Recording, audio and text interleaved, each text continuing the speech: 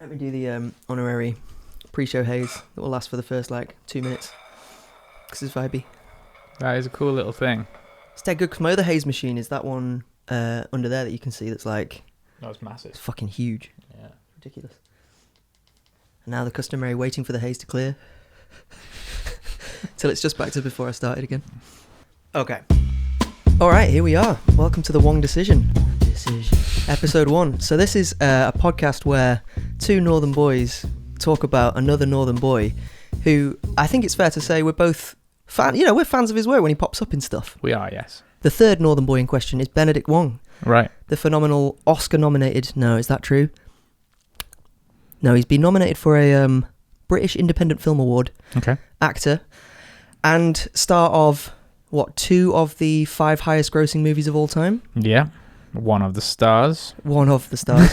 It's just very important to say, which we'll come around to in a later episode of the podcast. Yeah. So each week we're going to talk about a different film or TV show that he's in. And who are you?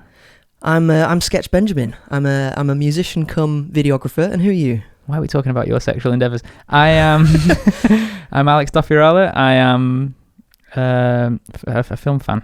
You're a film fan? Yeah. I love that. And do you think it's relevant that we explain not only our love of Benedict Wong or our, potential semi-indifference to Benedict Wong, but also how you and I are related to one another? Nah. No. Yeah, go on. Well, speaking of relation, describe to me the way in which twins are born. Same day?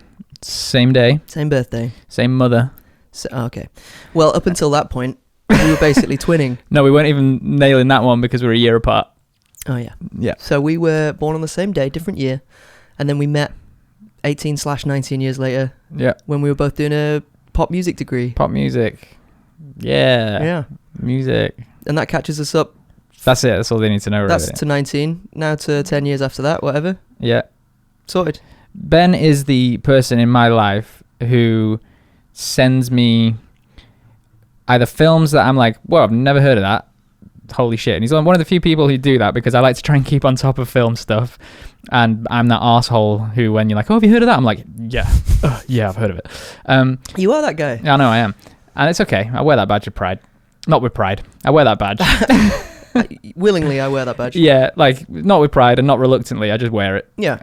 And Ben is one of the few people who messages me something and I go, never heard of that, adding it to the list. And when I add something that Ben adds to my list, when I add the recommend, you know what I'm saying, I will actually watch it. Whereas there are some people where I go, yeah, I'll add that to the list. Yeah. And then if they were to look at my phone, they'd go, you need to unlock your screen. No, it's on there, don't worry. That's no, I'm definitely going to watch that ITV drama. No, I will watch that, I promise. Straight in there. Yeah. So when Ben messaged me saying, do you want to record a podcast? I mean, that's nothing new. We've done podcasts before. Yep.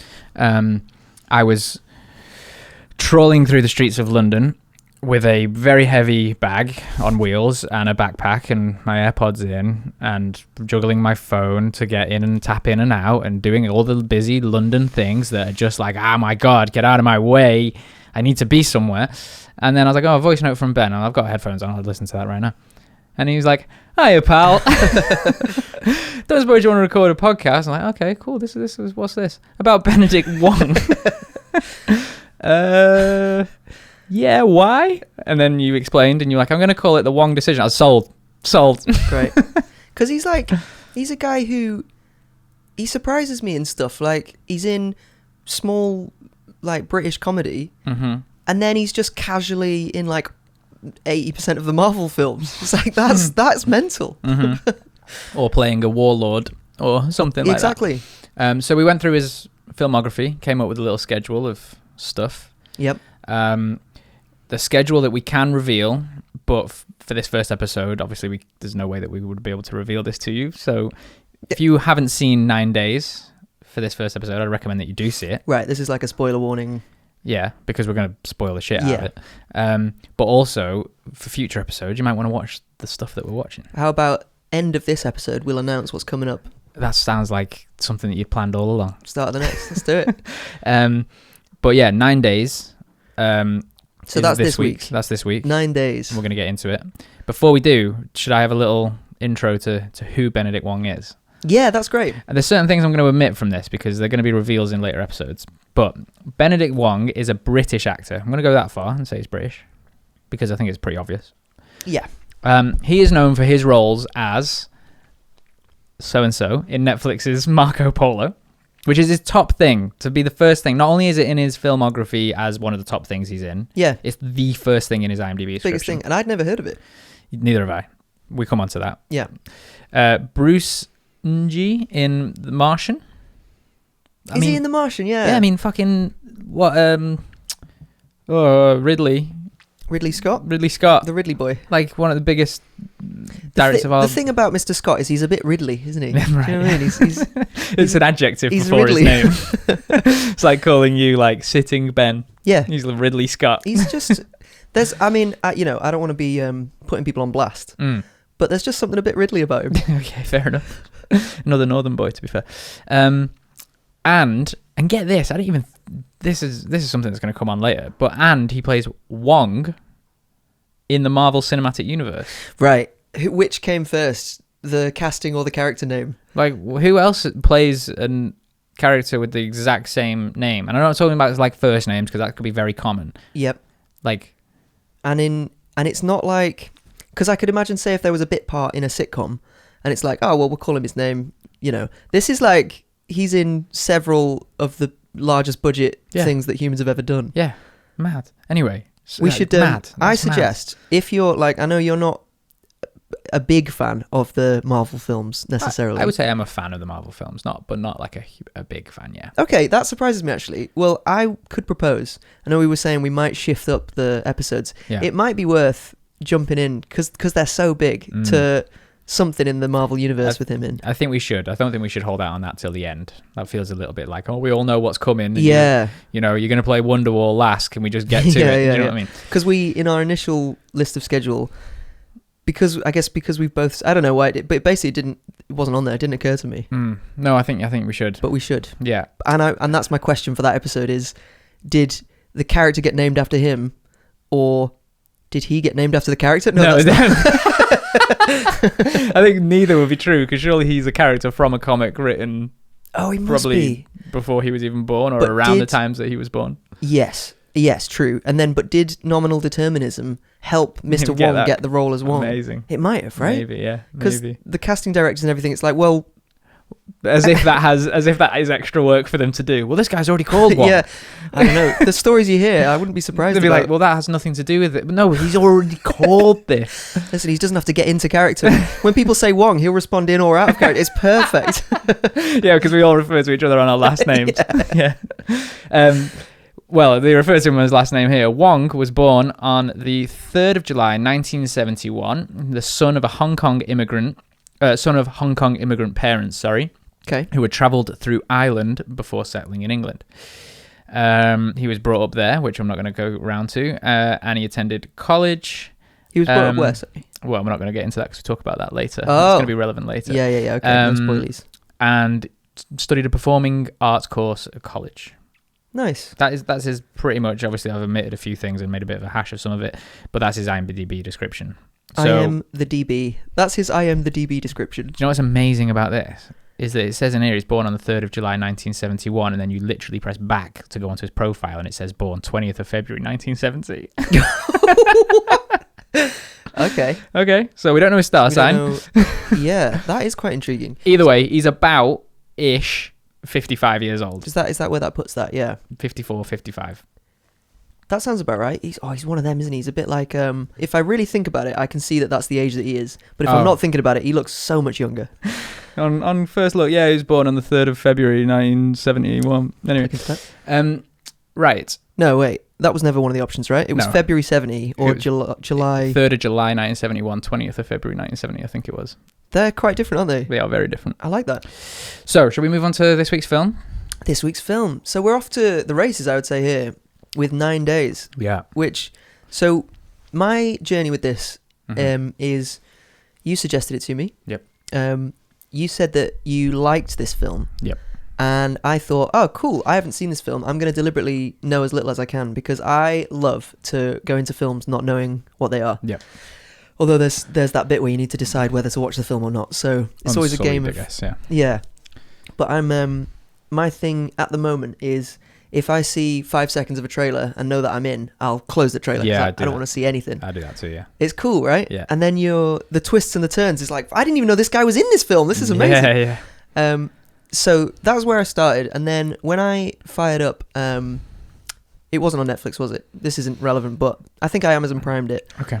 I fired it up and I was like, oh, I've seen this film. Oh, right. Relatively recently. Right. And then I'm looking at the runtime, and I'm like, oh, okay. It's 2 hours, yeah. This is 2 hours, and it's slow. It's too long. And I've seen it recently, but not recently enough to not need to rewatch it. Right. And I was like, oh, here we go. And at this point, I'd already watched episode 2's thing for this pod, so I'm homeworked in, and I'm like, oh wow. Yeah.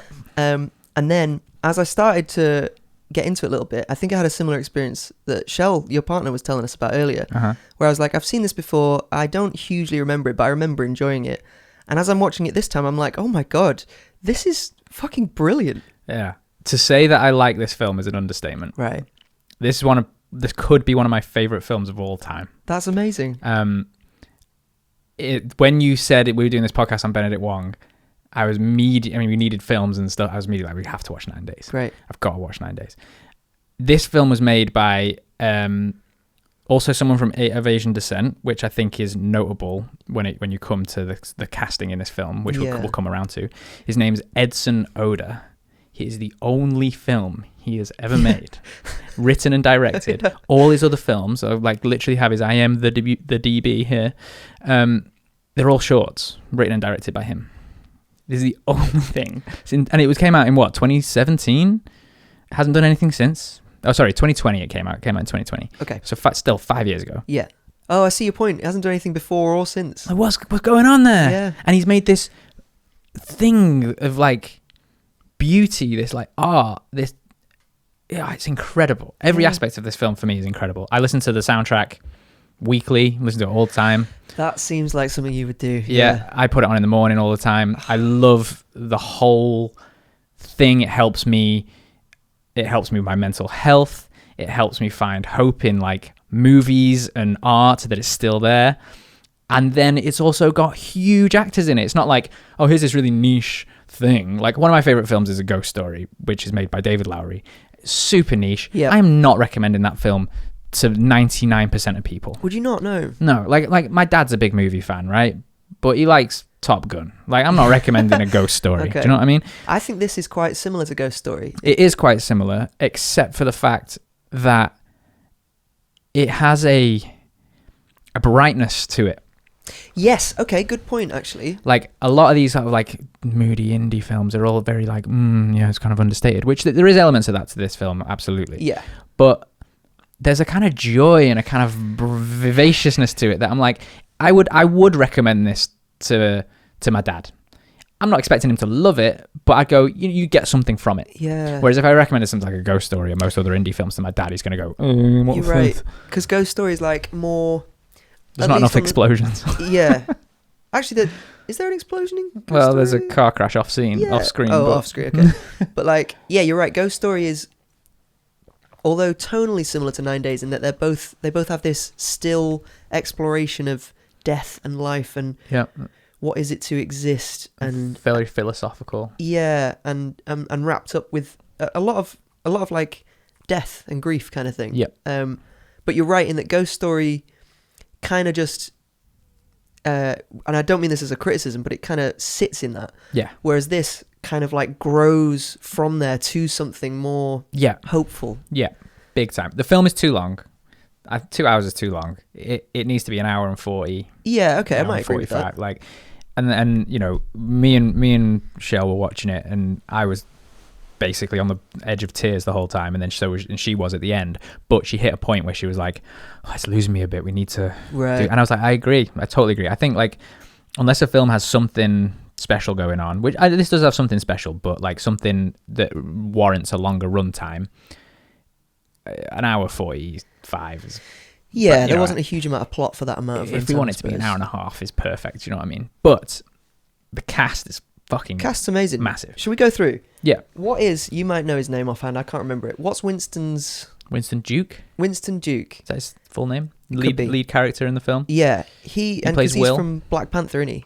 Yep. So another Marvel guy. Another Marvel guy, of course. Yep. He is amazing in this film. Amazing. And I saw this little interview, and I assume the question was, what led you to say yes to this film? Something along those lines. Yep. And he goes, my character is a man of intention, as am I. I'm like, whoa, wow, fuck. You're made for that role. Yeah. That kind of, that degree of building yourself into a statue of calmness and self-respect. Stoicness. Yeah. But also, like, there's like a vulnerability and a power behind him as well. Yeah, this yeah. contradiction of a character. Yeah, totally.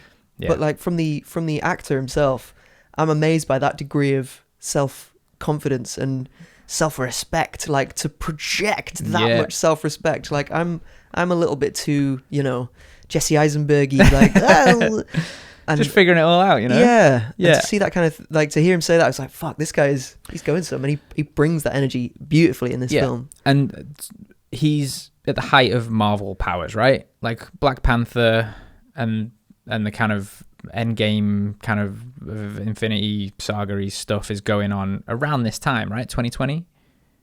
Yeah, you're right. It must be, just mustn't it? after that, or just before that? I mean, COVID blurs all these lines. They'd already filmed both the last Avengers movies before they did this. Right. I saw another interview where Benedict Wong is saying that they had both, they were both running about together in the big battle scenes and stuff. Go. So, arguably the height of this guy's powers, Winston Duke. Arguably the height of Ben Dubs' powers. Zazie Beetz, the other main actor in the film, yeah, she's got to be height of, like, I'm just trying to look through her IMDb now. She's got to have been fresh off Joker, right? The DB, yeah. Joker was the year before. She's been doing Atlanta. That was good. Massive. She was in Deadpool 2. Again, she's still at the height of her powers, really there. Bill Skarsgård. Yeah. I mean, Pennywise himself. Yeah, he's in It Chapter 2 was the year before this. That's amazing. Arguably the biggest thing he's done. How did they manage to get... Because you're right, I see these people and I see this film and my brain forgets that this film didn't come before all those other films. Exactly. It's amazing. That's exactly what I was going to say. You would assume this small little indie film has been the thing that sort of some casting director or some director loved that film and therefore cast them in these bigger things. Yeah. But no, they're in it at the time. And there's something like credible about that. There's something like fulfilling to watch these people and know that information. Like there's a certain thing where you watch the film and you just take it for what it is, and that's completely valid. But also just knowing these extra bits of info. It's like, how the sausage is made kind of thing. Yeah. You can get a bit more from it. You can be like, oh, they put apple in this. And how did they do that? So you get Zazie Beetz in it at this period of time where she's this... Shell made a good point that she's kind of this like new version of the manic pixie dream girl. Yeah. She's got that new kind of energy. And like... But in a way more like this really empowers and... An empowering way, and identifies with this character instead of them just being there to serve your other characters. Absolutely, yeah. And like and the reason why I bring that up is because like the casting of who they are and what race they are and what gender they are is really important in that film as well. Bill Skarsgård's character in the film is obviously a white dude.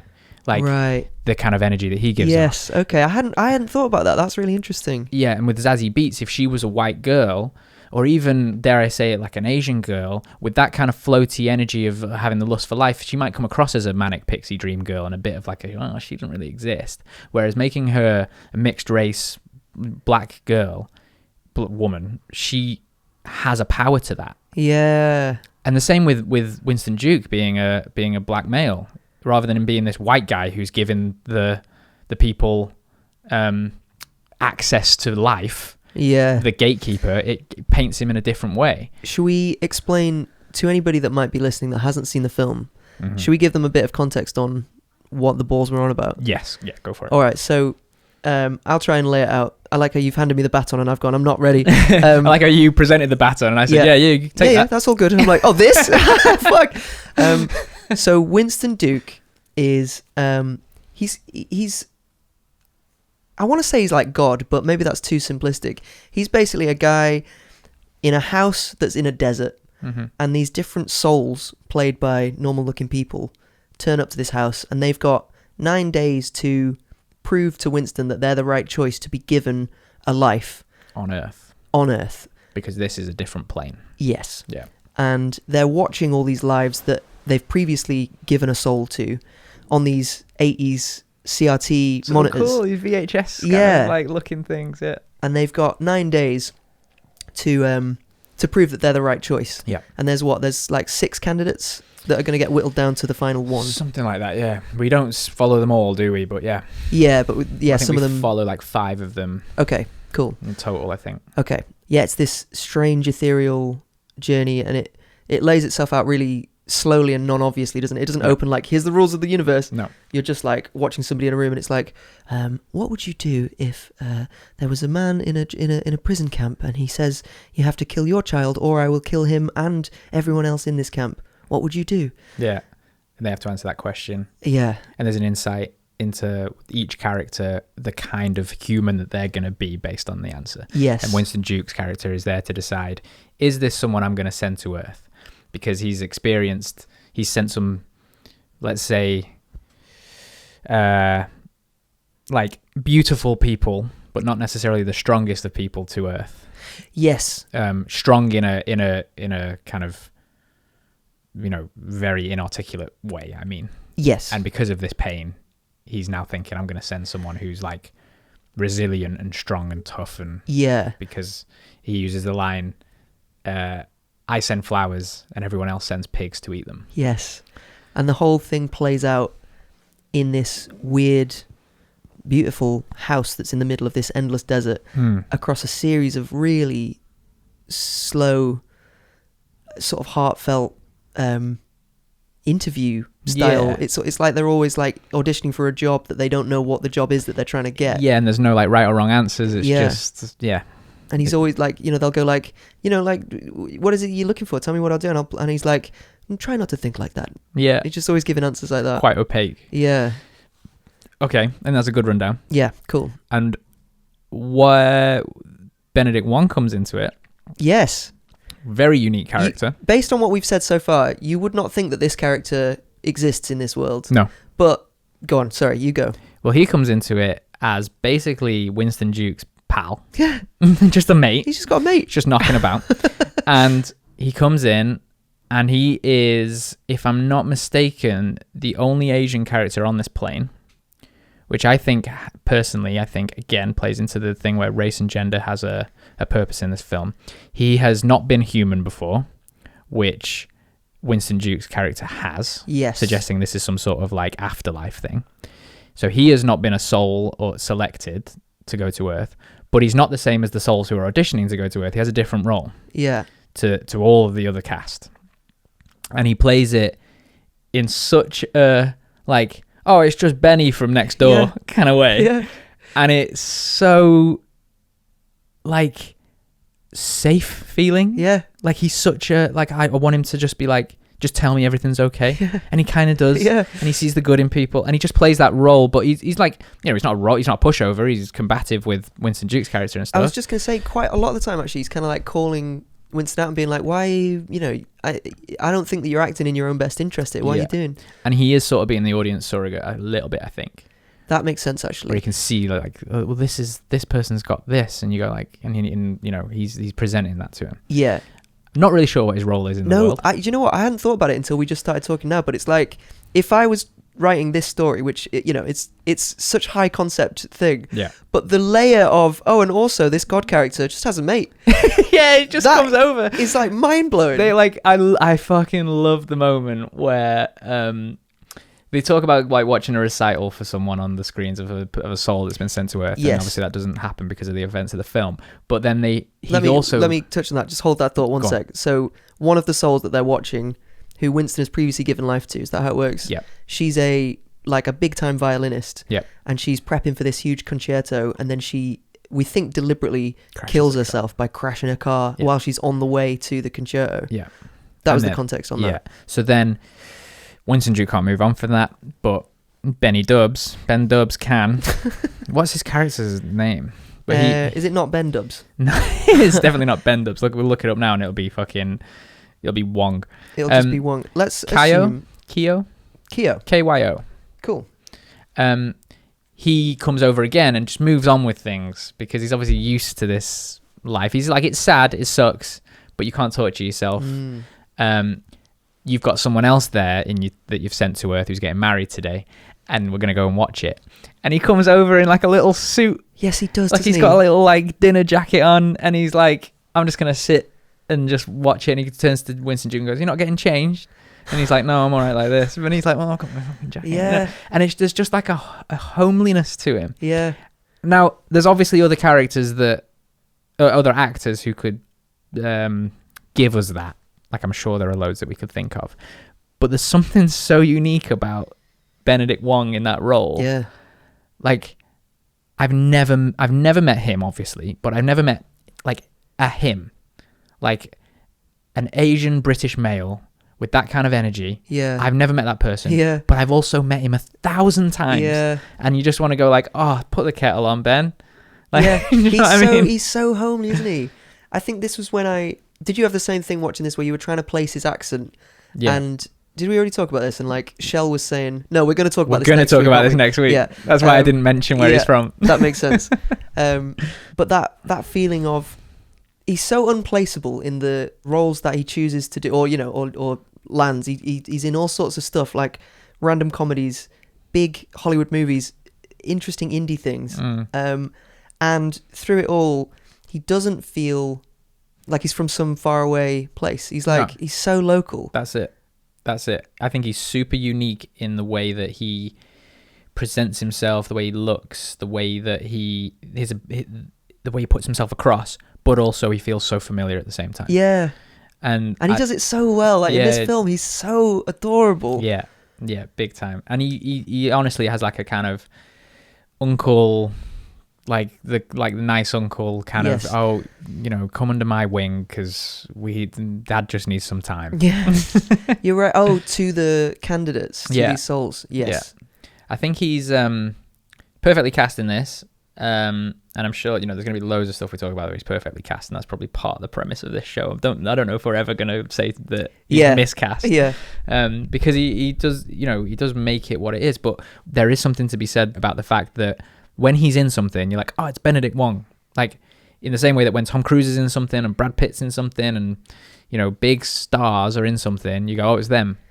But then he's not the same in everything either. Whereas Tom Cruise kind of is the sort of same in everything, and Brad Pitt's the same in everything. But you're like, oh, he's super unique. It's clearly Benedict Wong, but he plays different characters at the same time. Yeah. It's quite unquantifiable and quite impressive. Yeah. As someone who's like never trained in acting or anything like that, just as a film fan. Just like, how the fuck do you do that?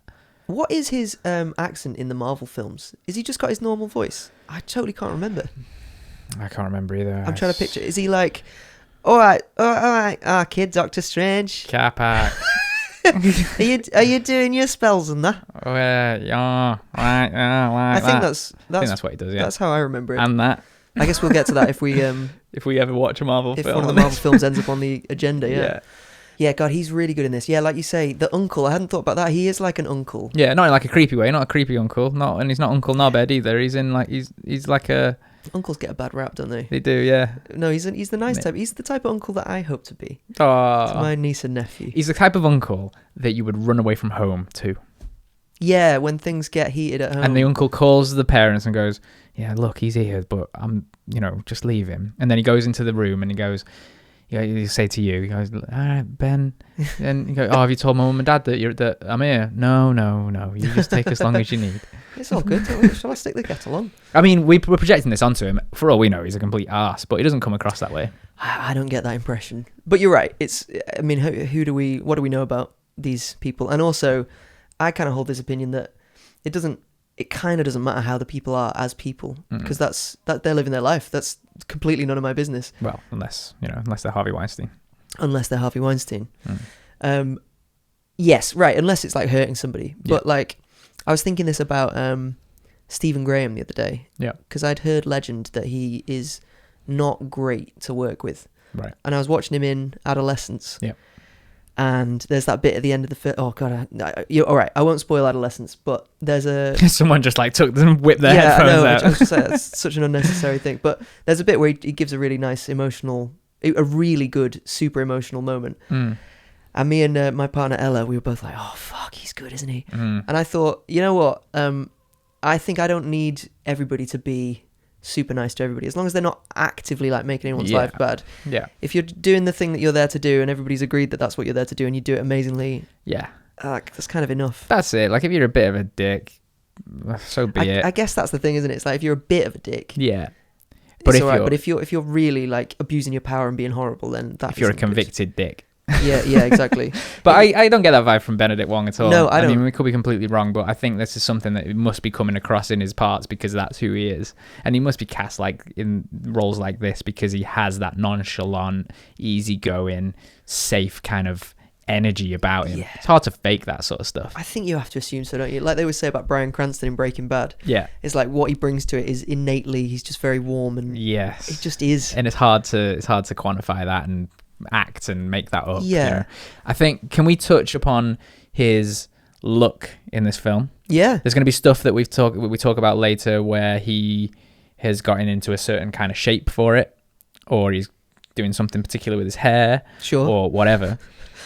I love in this how, because this, and I only bring this up because I know that later on we're going to talk about stuff where he has a very distinct look. In this, he's so like, he's got like a schlubby kind of like he doesn't care about how he looks. Yeah. And like, why would you if you're just a floating sort of spirit? Yeah. Do you know what I mean? But like, because even when he puts his dinner jacket on thing that he's wearing for the wedding, it just looks a bit shit and a bit... You're right, actually. It does. It feels like a person who maybe shops at second-hand shops and just is wearing like normal clothes for a normal life. It kind of feels like the costume designer's gone like, oh, he doesn't own clothes. He just has them. Yes. Like they were just there. You know, like a video game character or a cartoon character is just always wearing the same clothes. He's got a bit of that energy about him. I think almost different to that though, that those characters would have had one outfit that was carefully designed to be the one. Right. Whereas this feels more like you just turned up and grabbed something that was on the rack. And there's like loads of stuff. There's like dresses and a Shrek outfit. And he's like, oh, I'll go for this dinner jacket today. And it's just like kind of random. Can I bring up 3 moments of the film? Yeah. The Wong moments. Yes. Moment Wong is the moment where he is walking off. So there's a moment where you see him walking off into the desert at night, right? And it's windy. And we see another character, or we see another person walk past, and then he turns and looks and they're gone. Yes. And there's some sort of assumption there that that soul wasn't picked and therefore just vanishes into... Yeah, because that's what happens when the souls don't get picked. For the listener at home, is they kind of fade out of existence. Exactly. And like they've just gone out into the desert, and just this windy desert at night, you eventually just can't see him. And then it shows another shot of him doing that again, but there's no soul. It's just a shot of him walking home. Is he walking anywhere? Yeah, I don't know. Does he have a little cabin next door? Does he just roam? Does he vanish and then reappear the next day? Right. Like, what's his... But, like, I just thought it was really beautiful. And I think his way of carrying himself really maybe because I'm tuned into the fact that we're doing a podcast about Benedict Wong, but so I was quite tuned into him. Super focused on him. I was like, God, there's something really like this is my lot in life about him. In that moment, I was like, does he vanish, or has he got a hut somewhere, or what's the deal? I love that, actually. You're right, because the film doesn't explain, like, you never have a bedroom or anything for Winston either. No, you're just... Well, they say at one point, he's like, what? Sorry to interrupt. Go on, finish. No, you're just in, you know? Yeah. And there's no... I guess that was the end of my sentence. Well, there's a point where Zazie Beetz is eating an apple or a peach or something, and she's like, do you want that? And he's like, no. And he's like, don't you get hungry? And he's like, I'm like you. I don't get hungry, but I could eat. And she's like, well, why don't you eat? And he's like, because I don't get hungry. Yeah. Well, and I think that's fucking amazing world building. I'm just like, I get it. Yeah. I get it. Yeah. She eats because she wants to experience things, you know, and he's fucking like, jaded and can't be asked. That's good. And that's really good world building and character building at once. Exactly, that's so good.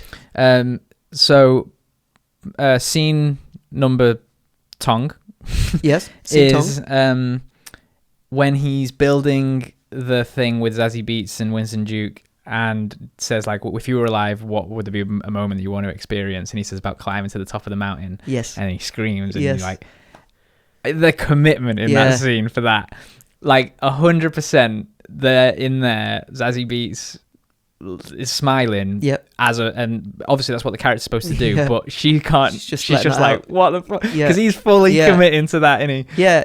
What is it like? He's saying he wants to be at the top of the mountain and screaming like Tarzan. Yeah. And then he goes she's like, oh, "Go on then." Yeah. And he's like, Oh! fully commits to Yeah. it. It's so good. That's great. It's like so much so because the film is so quiet. Yeah. That when that happens, you're like, whoa, jeez. Do you know what disappointed me actually? Is I was expecting it to be really loud, like the difference it would be in real life. Right. But the Obviously sound levels were really, really compensated. So if Right. anything, it was a tiny bit quieter than their speaking was. Yeah. And I was disappointed. I wanted it to be, you know, that thing that cinema can do really well, like the type of thing where everyone's like, why don't they build these things differently? You're trying to turn it down at night. I wanted him to just like explode out. Right. But, it was, Yeah.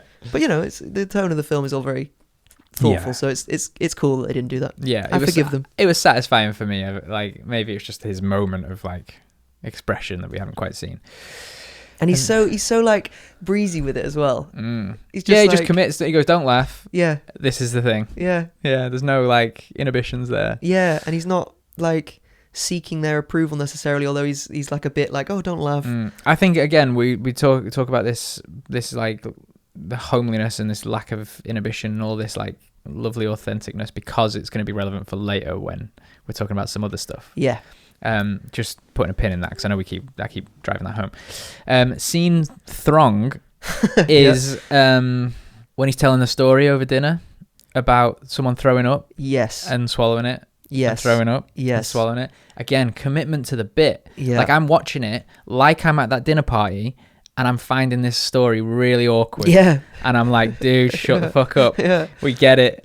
And everyone around the table, apart from I guess Zazie Beetz, who's like got something else going on, is sitting there going like, okay, all right, we're eating dinner and you're telling this story about, Yeah. and I'm fully there. Yeah. And he has a little moment where he's pretending to be sick or whatever, and he picks up a bit of like the pasta or Gets whatever. The noodles. Yeah. Yeah. Oh, I love that. Yeah. I thought he did a really good job of that. And that's our intro to that scene as well, isn't it? We've got no context on what's happening. They're just sat around a nice like outdoor dinner table at night in the garden. Yeah. And yeah, we've got no context on why he's telling this story. But then at the end of it, after they're all like, ugh, he's like, go on then, what's your disgusting story? Yeah. Top that. Like he has no social cue for that. Yeah. He's like, right, we're having dinner. Now you tell a minging story. Yeah, you know? yeah, right. But that's kind of his thing, isn't it? He's like, he's just, he doesn't mind that other people aren't setting the tone. He's like, I'm just being me. Give the tone and like, we're all having fun. This is a nice thing. Yeah, absolutely. And then to pivot totally, but we go into Skarsgård's story. Yes. And he tells some like horrific paedophilia story about somebody that like ends up, what is it? Like child murder thing. Yeah, because they were jealous of somebody like that, cheated on them or something. And so he kills them and kills the kid and he goes, and I think that's disgusting. And then someone else is like, that's not the kind of disgusting we're talking about. Yeah. And he's like, well, why aren't we? It's disgusting. Yeah. And it's like, oh, we're having such different conversations here. This is like... such an awkward dinner. It's great. Yeah. Yeah, it's great. Oh, it's a good film. And I see why you like it so much. Right. Knowing what I know about you, like particularly knowing that you love Ghost Story. Yeah. And knowing that you love, and this is for the listener at home as well, you love like ambient soundtracks for stuff. Yeah. Stuff that's got like 7 minutes of it's like your speed, and it's great, and I love that about you. Like Arrival, right? Do you like Arrival? I love Arrival. And you like the soundtrack? I love the soundtrack. So it makes sense to me that you would like this film. And it's good. It's really good. I think for to build upon that, I do love that stuff when I feel like it's resonating with me, and when it's not resonating with me, I can't stand it. Oh, interesting. So when I feel like it's doing too much lifting, it's not leaving you to interpret it, or it's being too obtuse and too opaque, and you're like, what the fuck is going on? Obviously, and obviously that's going to be a spectrum for me that's different for other people. The thing that I love about this is that it has that uplifting thing that we were talking about, where it just strikes it just right, the right amount of me of like stuff happening, and the understated leaving it down to you to decide of it all. It's not like they don't turn around and so that's the thing we talked about where he says like, you know, I could eat but I'm not hungry or whatever. Yeah, you get it. It doesn't then go, why don't you eat? Because I'm not hungry. You go, oh well, I guess I'm just eating because I really love the taste of the food. And it's like, no, we get that, fucking shut up. And then they don't have like a scientist going like, and when the souls eat, the food isn't biodegraded because we're not really human. And you're not getting any sustenance from it, you know, or whatever. They don't over-explain it, but they also don't go like, do you want an apple? No, I'm not hungry. Oh, I guess I'm not hungry. And then leave it, and you're like, what the fuck? What shot of someone smoking in black and white for 5 minutes. minutes. And you're like, what the fuck? Yeah. You know, it just strikes it just right for me. How about you with this, just so the listener gets an idea of like where you're at? Like, is this in your wheelhouse? I think this is in my wheelhouse. I've had a bit of a renaissance recently of appreciating small stories about big emotions, I guess, is a kind of gross way of phrasing it. But I realised that when I was a teenager, I used to watch films like this all the time. Like, there's a film called Fireflies in the Garden with Willem Dafoe. Have you seen that? No, never heard of it. It's like a small family drama where like everyone visits their uncle and they go to this house for a weekend. Nice. And it's just like tragic and tiny. And so like, and I sort of forgot that these things really help me to like process the world. Yeah. And but recently watching things like Manchester by the Sea, which I would put in that same category of small story but big to the characters. Yeah. I'm realizing that I fucking love films like this. Right. And this the second time around, much more so than the first time, or at least a bit more so than the first time, I really liked it. And there's something that pulls you in about it. Oh, that reminds me. It pivots me to Spike Jonze and Charlie Kaufman. Yeah. I was getting big time them vibes from all the screens. Right. You know, like the lo-fi, like it all looks like it was shot on like your grandma's little camera. Yeah. And there's something so like evocative about that. Yeah. It makes me think as well of I have this relationship with Spike Jonze's stuff where it's almost like a Darren Brown style hypnosis, where I get about 3 minutes into anything by Spike Jonze and I'm like, I'm already there. Right. Like I am feeling so much right now and I don't even know what the fuck is happening and I'm so there. That's cool. And I feel like this film started to tap into that as well. Like you're just there's so much mystery, so it's not like you're aware informationally what's happening, but emotionally you're just like, oh, I'm so here. Definitely. I mean, that also speaks to Benedict Wong's character, isn't it? Like, I don't know what your deal is, but I love it. Like, I can't tell you why. I mean, I could try and articulate it, but ultimately I have no idea what the fuck your character is. Yeah, but he has a job, doesn't he? He's because there's a moment where he goes, he keeps an eye on them or something. Yeah, he says something like, "Look, I'm just telling you that it's my job to let you know if you're making the wrong decision." Or something. He can't have said that phrasing, otherwise I would have been like, "Oh, he said the thing." Yeah, no, it's something like that. So he's got a role in whatever this is. Yeah, he's like overseeing the whole thing. Yeah, he's like a checks and balances. Or something. Yeah, I think you're totally right about this, like having this emotional integrity, and I think it's like everyone's obviously very particularly cast and everything designed within an inch of its life, because that's movies are, but I think even more so for this. Yeah. You know, there's a reason why it looks like it's your grandma's old camcorder, rather than like someone trying to make it actually look like you're seeing through someone's eyes. Yes. You know, stuff like that. Oh, I heard a little interview thing that apparently part of the idea from the writer-director was that the tech is the tech that Winston's character got familiar with when he was alive. Ah, cool. And that's why the vision into the souls is all represented as like 80s CRT monitors and stuff. Yeah. Cool, that's cool. That's quite nice, isn't it? All right, do you want to ask the question or do you want me to? I feel like we're there. You can ask me this time. I mean, this is the first time, sure. Do you think Benedict made the Wong decision? I think nobody's going to be... there's no point beating around the bush. I think this film is tremendous. And he makes the film so much better. Nothing about this was the Wong decision. No. I think it's an amazing film. And I think he's brilliant in it. In the sort of way where it's like, if I was trying to cast actors for a thing, and you had somebody that had that kind of warmth about them, you would just be over the moon that they had agreed to come do your weird fucking high concept drama instead of doing another like managing to fit it in around the next Doctor Strange movie that he was currently filming or something. It's like, yeah, absolutely unbelievable. Yeah, I have to say I was so glad he was in it that much. Yes. Because I'd seen it before and I loved it, but I got a bit sleepy-eyed towards the end when I first watched it and was a bit like, oh gosh, I'm getting a bit woozy, but I managed to stick with it. But I remember loving it, and I could tell you so much about it, but then on rewatch there were so many new things. I was like, okay, fuck, I missed that and can't really remember this bit. And one of them was how much Benedict Wong was in it. Yes. Because I knew he was a key character and that he was the best mate of the main guy, but I thought he just came like in and out every so often. And you said, is he in it enough for us to do this? And I was like, yeah, I think he is. Yeah. And he was in it way more than I actually thought he was. And he's still not in it loads.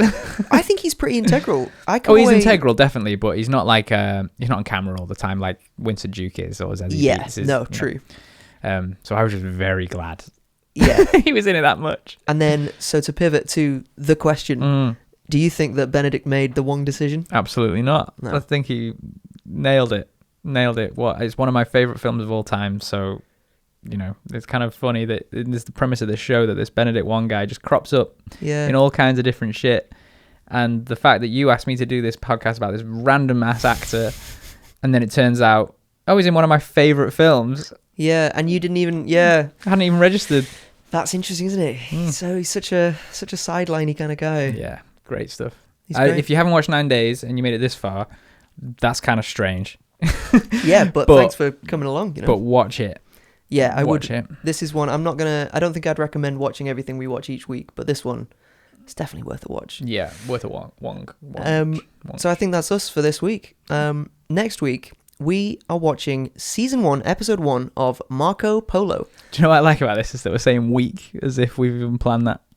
Yeah, well, we'll do them weekly, right? Yeah, okay. I mean, they'll come out whenever we put them out, but I know. Yeah, next week. I think it's a week. Yeah. I think it's a week. All right, cool. This is his top, most known for on IMDb. Yep.